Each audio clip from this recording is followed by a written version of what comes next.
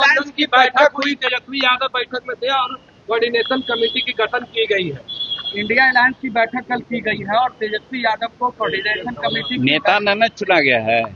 गठबंधन की बैठक हुई है ना, और गठबंधन में उनको कोऑर्डिनेटर बनाया गया है।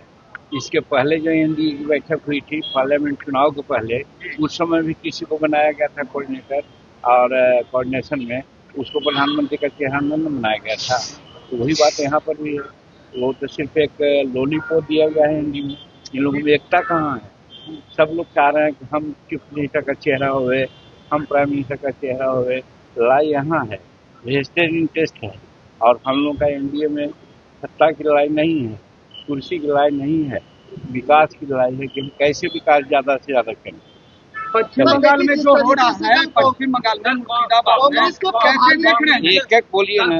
कांग्रेस के प्रभारी जो है बिहार के, कल उनसे लाभ पूछते रह गए कि तेजस्वी क्या मुख्यमंत्री का चेहरा होंगे, लेकिन उन्होंने साफ करने से इनकार कर दिया। पहली बुझा हुआ ही नहीं है तो उससे सहमति बनी ही नहीं है, कैसे बनेंगे लोग?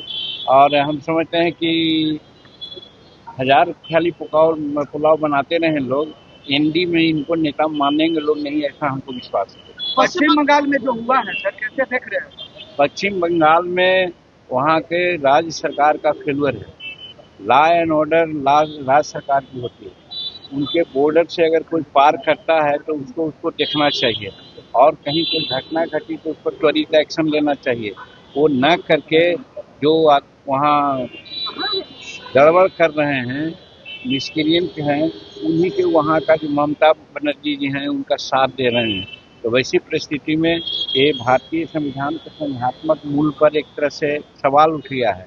और वैसी परिस्थिति में केंद्र सरकार की पैनी नजर पड़नी चाहिए कि कोई राज्य किसी भी प्रकार से भारत का जो कानून बनता है उसके खिलाफ कैसे जा सकता है। अगर जाएगा तो उस पर कार्रवाई होगी। ऐसा मैं समझता हूँ कि केंद्र को डिसीजन लेना चाहिए।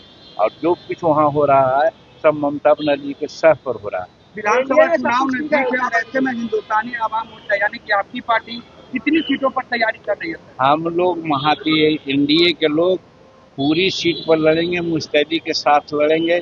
कौन कहाँ लड़ेगा ये डिसीजन हम लोग एक साथ बैठ के करेंगे। मुकेश सहनी को कैसे देख रहे हैं महागठबंधन में? जिस तरह से उनको मुकेश सहनी को कैसे देख रहे हैं? अब वो दूसरे में हमारा बैल उनका भैंसा, दोनों में नाता कैसा? बीजेपी के संपर्क में बात कही जा रही है। बीजेपी के संपर्क में आरजेडी में रहेंगे तो उनको डिप्टी सीएम बनाया जा सकता है। यही लोग में वहाँ हैं, लेकिन आप जान लीजिए कि उनको डिप्टी सीएम बनाएंगे, जीत के आएंगे तब ना। एनडीए का चेहरा